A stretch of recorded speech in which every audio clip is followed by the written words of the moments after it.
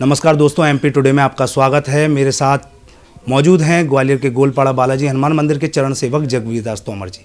उन्होंने बागेश्वर धाम के बारे में एक टिप्पणी की है, उनसे आइए जानते हैं कि क्या उन्होंने कहा है। जी जगवीर दास जी, बताइए कि बागेश्वर धाम के बारे में आपने क्या कुछ कहा है। बागेश्वर धाम हमारे प्रभु हनुमान जी महाराज का धाम है और वहाँ उनकी कला जागी है और वहाँ हजारों लोगों की भीड़ प्रतिदिन आकर उनके दर्शन कर रही है और उसका लाभ ले रही है। वहीं वहाँ एक महाराज के बारे में मुझे जानकारी मिली कि धीरेन्द्र शास्त्री जी महाराज हैं। उन्होंने विज्ञापन के माध्यम से एक सत्संग हॉल बनाने के लिए विज्ञापन दिया हुआ है संस्कार टीवी पर।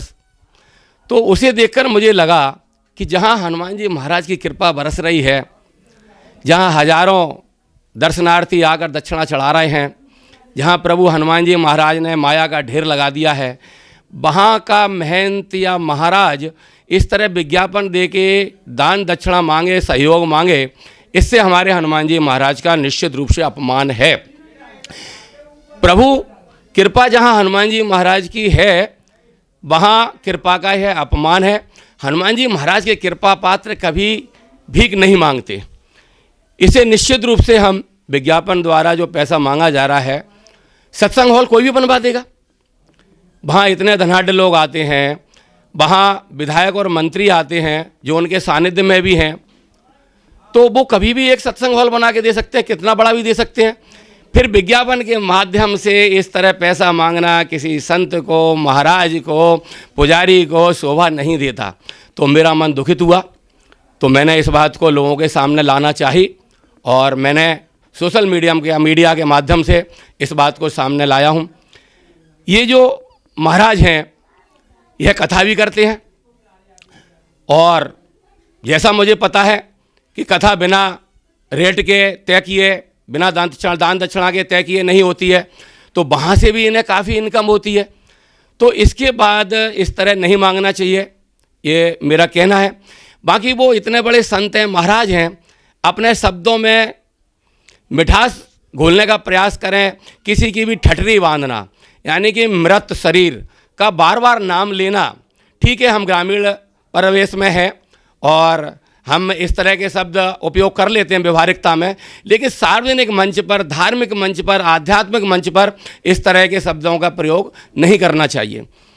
हमें देखने में आता है कि संतों महाराज विदेश में भागने में लगे हुए हैं। हमें बताएं, क्या भारत की सारी समस्याएं समाप्त हो गई हैं या भारत के सारे लोग सुखी हो गए हैं जो विदेश में जाकर यह अपने प्रवचन देना चाहते हैं, अपने आप को ग्लैमर में ले जाना चाहते हैं? आखिर ऐसा क्यों? तो मैं हनुमान जी महाराज का सेवक हूँ, ना तो मुझे कभी कोई सस्पेंड कर सकता, ना मेरा डिमोशन हो सकता और ना मेरा कोई मान अपमान है। मैं तो सेवक हूँ। हनुमान जी महाराज जो मेरे मन में लाएंगे, जिसके लिए भी लाएंगे, मैं निश्चित रूप से अपनी बात को लोगों के बीच में रखूँगा। वाणी को बेचूँगा नहीं, मंचों पे जाकर, धार्मिक मंचों पे जाकर लोगों को क्या नाम है बड़े बड़े दृष्टांत देकर हम कलयुग में पैदा हुए हैं। हम सतयुग और त्रेता और द्वापर में पैदा नहीं हुए। वहाँ के दृष्टांत तो हम दे देते हैं, लेकिन ये भी हमें सोचना चाहिए कि हम कलयुग में पैदा हुए हैं। वर्तमान परिवेश में हम कैसे मुस्कुराएं, कैसे हंसें, इस बात को सभी को फोकस करना चाहिए। महाराज, भेषधारी लोगों को महाराज कह देते हैं। बस में चल रहा होता है, क्या नाम है, अगर भगवा कपड़े मेरे जैसे कोई पहना है और भीख मांग रहा है, उसको भी महाराज कह देते हैं। अरे महाराज, महान राजा महाराज हैं हमारे बालाजी महाराज, महाराज हैं हमारे क्या नाम बागेश्वर धाम महाराज, क्या हमारे हनुमान जी महाराज। महाराज हम हाथ पैर वाले, शरीर हाड़ मांस वाले नहीं हैं।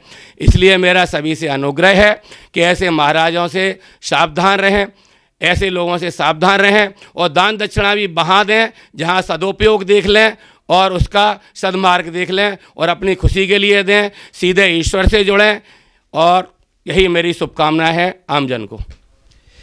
तो ये हमारे साथ में जगवीर दास तोमर जी हैं। यह अयोध्या राम मंदिर को लेकर एक अभियान भी चला रहे हैं, उसके बारे में भी इनसे जानते हैं। जगवीर दास जी, आपका अयोध्या वाला जो अभियान चल रहा है वो किस तरीके का है? कोरोना काल में जब हमारे प्रभु राम जी का भूमि पूजन नहीं हो पा रहा था, तब तीसरे लॉकडाउन 4 मई 2020 से मैंने यहाँ महायज्ञ प्रारंभ किया, यह सोचकर कि हमारे अयोध्या में बन रहे राम मंदिर के निर्माण में किसी तरह की विघ्न बाधा ना आए, जो आज तक अनवरत है। और इसकी पूर्ण आहुति जैसी तिथि घोषित कर दी गई है ट्रस्ट के द्वारा कि 14 जनवरी 2024 को होगी। तो हम आपसे विदा लेते हैं। नमस्कार।